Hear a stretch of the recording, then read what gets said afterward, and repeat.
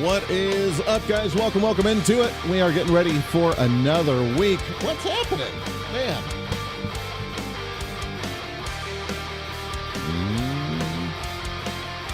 Hold on here. Trying to get all the live streams up and going for the day. So welcome in.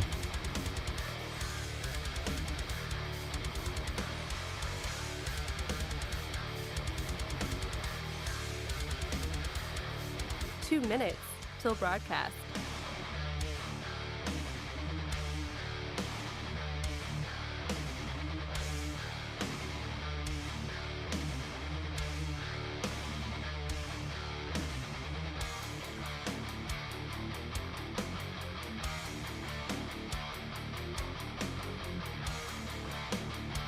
All right, I think we're just about up and going here. What's up, guys? Welcome in. Happy Monday. Trying to get all you ready for another one. What man, I know. What a way to start off a week, too, right? With all the banking issues. Yeah. Telling you. Some funkiness going on in the world. There's no recession. Don't worry. Oh, by the way, though, a whole bunch of banks are going to close down.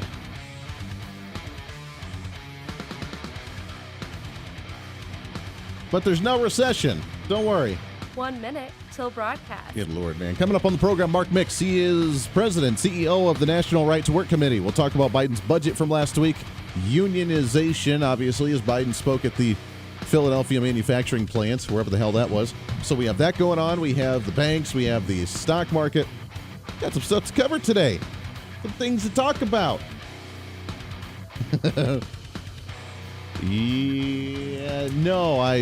Yeah, we have some problems. Don't worry, we'll cover it on the program. 30 seconds till broadcast. What's up, Scott? Reasons low. Got to fill her up. Yeah, buddy. Refuel that tank, baby.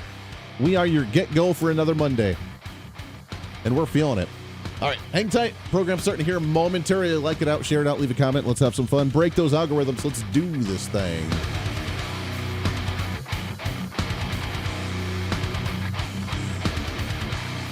Five, 4, 3, 2, 1.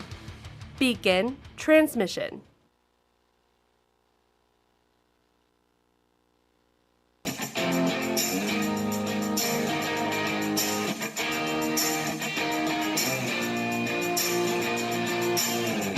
Fighting for freedom every day. Republicans right now, the conservatives, which unfortunately, this is what we have to do every time, even after a vote where people are sick and tired of the establishment, they're sick and tired of the squeezy, middle-of-the-road, squishy kind of Republican rhinos, and we vote conservatives in, then we have to fight tooth and nail in D.C. to actually be heard within the Republican Party. This is the Voice of Reason with Andy Hooser. Hey, John Wright it is. Welcome into the program. What's up? It's another week. Man, can you believe it? We are back at it again after a fun-loving, wonderful, that's what we're going to call it at least, weekend.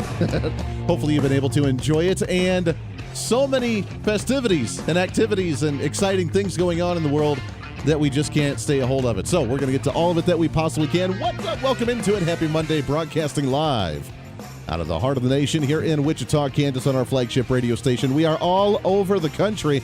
Radio stations galore, baby. TV, live streaming, podcasting, however you watch or listen to the show. Always great to have you for the ride. Your Millennial General reporting for duty like we do every single day. I enjoyed the weekend thoroughly. I had a lot going on. What did I do? Oh, yeah, that's right. I walked in a St. Patrick's Day parade. It was amazing. I got to wear my green, and we'll do it again next weekend for the real St. Patrick's Day coming up on Friday, which I know all of you are extremely excited about. And we'll talk some more about that here in just a little bit. I did not watch the Oscars over the weekend. I don't know if you did. If you did, then let me know who won. All I heard was that Brendan Fraser did win something, which is awesome. Totally deserved it. I did see Whale. It was a good movie. I mean, I guess it was a great rejoining of Hollywood for him, but outside of that, I mean, it was okay. It was good. No action. I didn't see Sylvester Stallone kicking any butt. I didn't see any Keanu Reeves kicking any butt, which I am excited about. John Wick 4 coming out, probably more so than anything else. So I'm just waiting on pins and needles for that one. And I didn't watch the Oscars because no one was going to get slapped this year. So, I mean, if no one's getting slapped, there's no action. Why the hell would I want to watch the Oscars?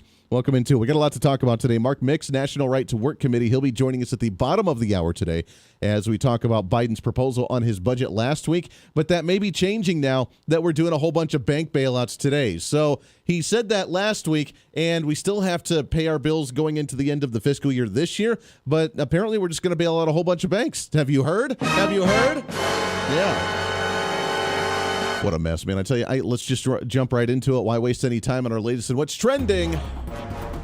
What's trending today? Now, of course, this is just put another feather in the cap, I guess, for the Democrats and the progressives and the socialists, that when something goes sour, then we just bail them out. Why not? That's just the typical response. When something goes bad in the private sector, we have to just bail out. That's just the solution nowadays. I'm trying to think of an industry that we haven't bailed out. I mean, we've bailed out since, let's say, George W. Bush. And I know we've done even more before that. We could go back to Bill Clinton. We go back to Bush Sr. But let's go back to George W. Bush just for now, shall we? We've bailed out the auto industry and even the banks and the financial institutions back then. Then we bailed out the airlines. Then we bailed out the healthcare system, consuming the healthcare system with Obamacare, taking over a sixth of the economy into the public sector. Then we're bailing out the alternative energy, although I wouldn't say we're really bailing out the alternative energies, because the alternative energies are really just kind of an investment from the federal government forcing it into the private market, when we're really saying, hey, cool, we really don't want this right now because it's not cost effective and it's not as efficient as the other stuff. Could we get that back, please? It's cool. We should look at it. Maybe we should work on integrating it in a little bit on the local private level. If I want to put one on my barn, on the farm, or do the windmill for my farm, or if I want to put it on my house or my school, something like that, cool. But don't make my entire town dependent on some type of solar panel or windmill, because that's really stupid and not quite up to where it needs to be for that level yet. Now we're going to the banks. So I'm having a hard time understanding what isn't a bailable out industry, if you want to call it that. What can't we bail out? Because if a bank goes up, which the question is, why are the banks going up? These two, this Silicon Valley Bank out of California and now the Signature Bank in New York, the second and third largest U.S. bank failures in American history. Now, that's coming at a time where the Biden administration is trying to double down on the fact that we're not going into a recession. In fact, the economy is doing so well, according to Jim Cramer from CNBC. To me, we have the strongest economy perhaps I have ever seen. See that? Remember those? We've had the strongest recovery, the strongest economy that I think I've ever seen. We have Joe Biden out there talking about all the great economic growth that he's seen and creating what? It worked. We created jobs, lots of jobs. In fact, our economy created over 6.5 million new jobs just last year. And now he's up to 12 million jobs, so you can imagine how well we're doing now. We're doing so well, we've created 12 million plus jobs. We are seeing the greatest post-COVID-19 recovery that we've ever seen. We're almost back up to where we should be on regular economics if we didn't have the COVID-19. And we're doing so well that we have banks failing left and right now, with two of them that are already shutting doors, a third one that possibly could be, and more that are struggling right now. And then the federal government's response is, don't worry, we're going to bail you out. We're going to make sure that your funds are available to pull out, even though they're above the $250,000 that's insured from the FDIC.